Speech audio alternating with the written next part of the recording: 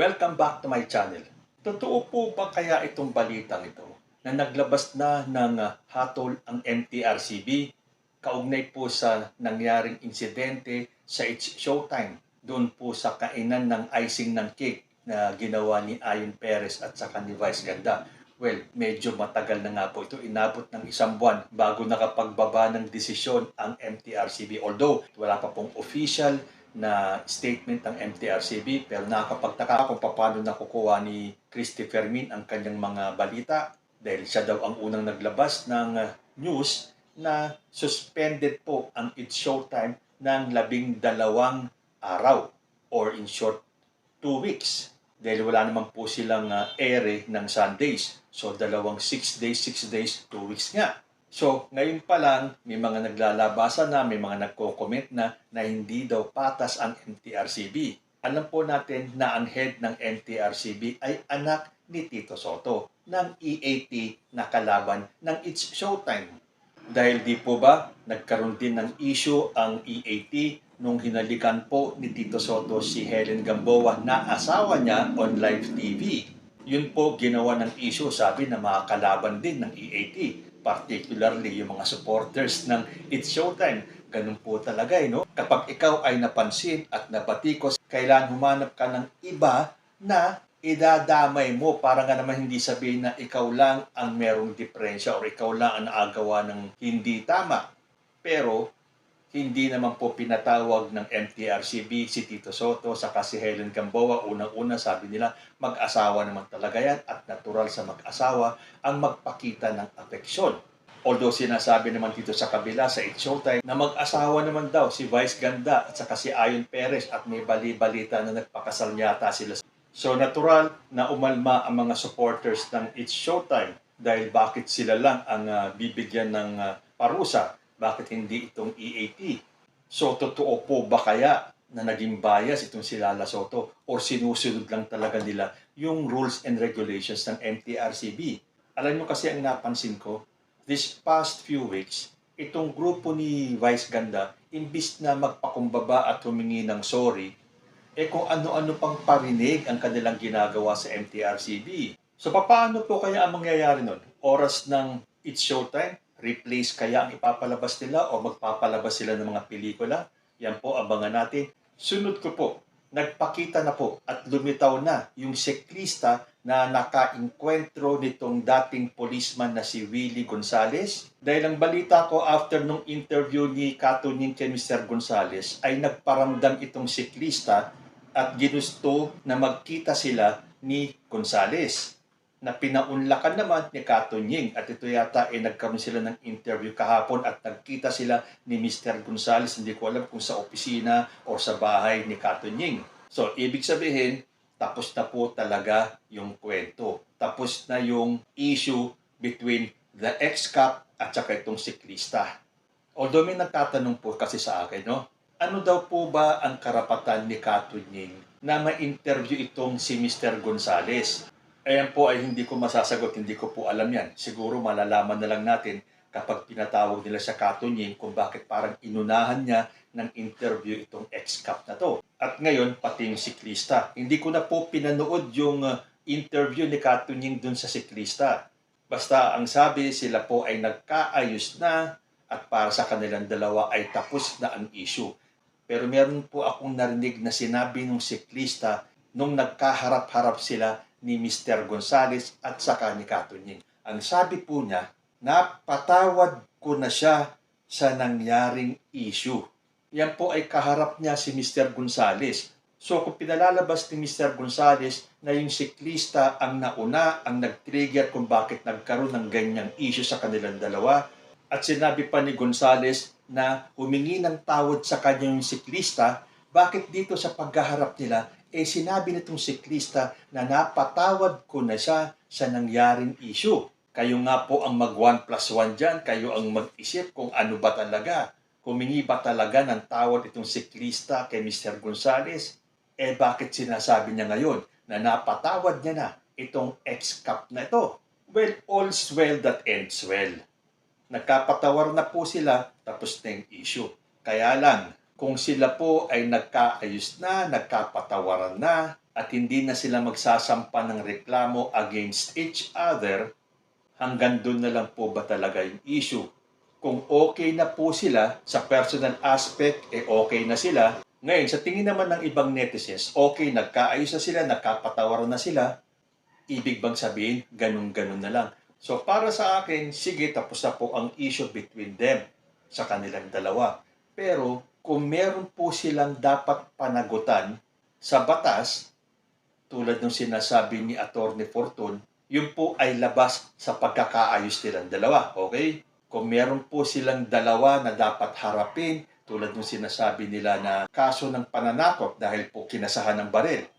At kung meron mang kasalanan din yung siklista, yan po ay dapat pa rin nilang harapin at panagutan ayon sa sinasabi ng batas natin.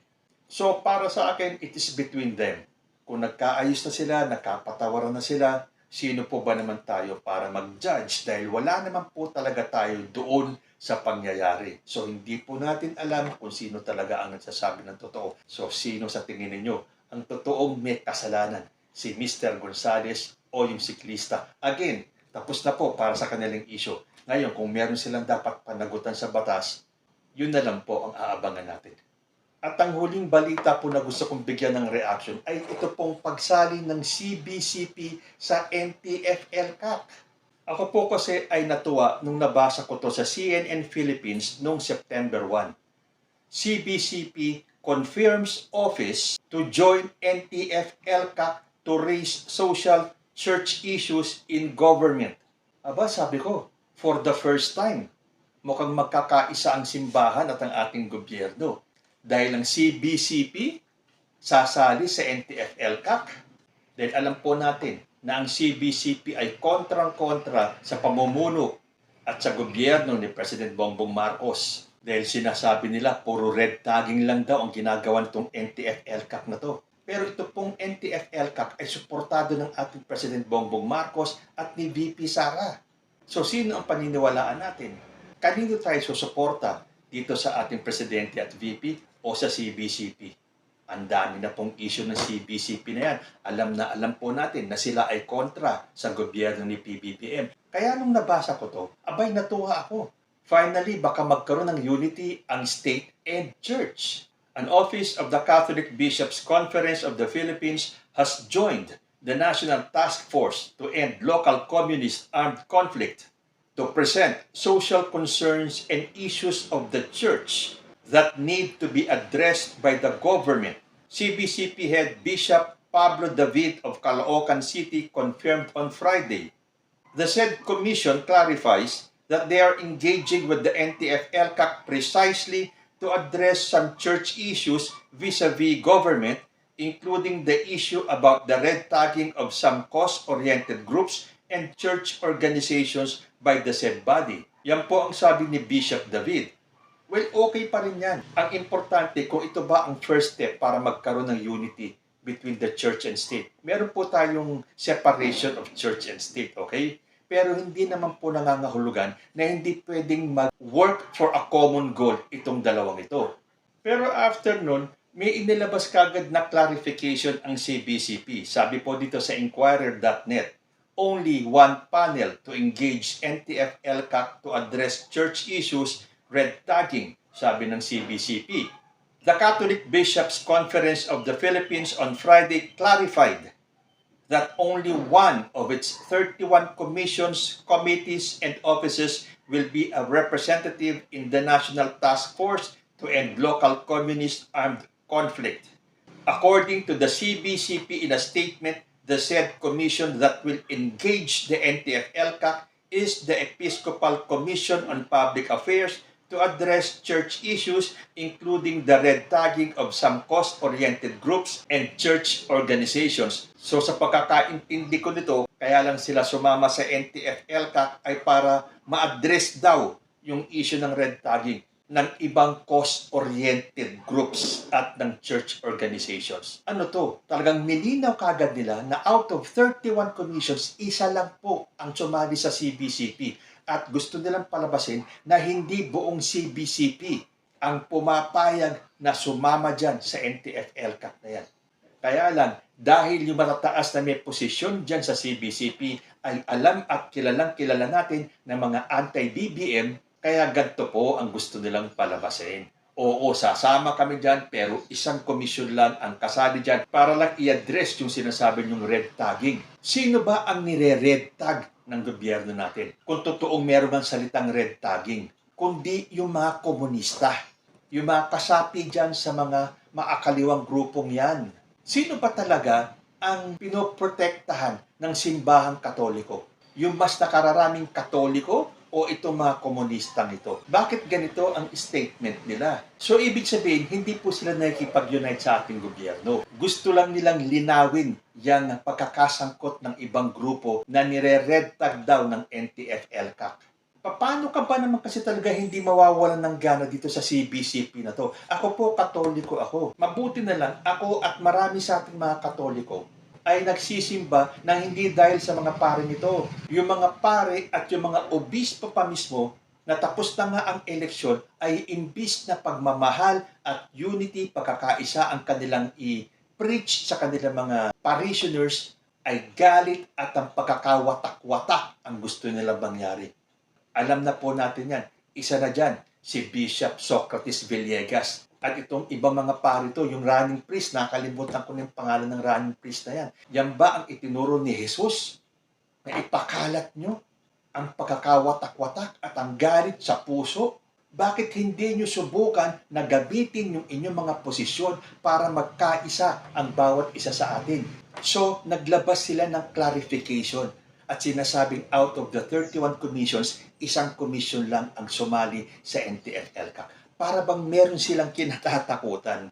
Well, correct me if I'm wrong. Kasi meron pong dalawang youth group na umalma.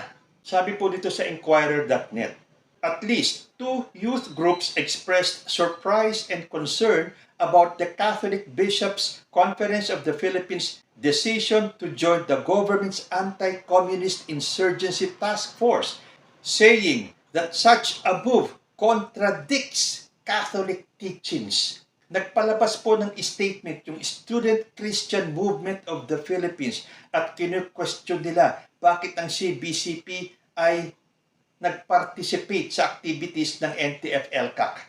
When the said body or yung NTF-ELCAC has attacked religious leaders and community organizers as well as linked them to communist rebels. So ito pong SCNP o yung Student Christian Movement of the Philippines ay pinagdududahan na left-leaning. So sino pa yung pangalawang youth group? Ito po yung Kabataan Party List headed by Raul Manuel. Oh my goodness.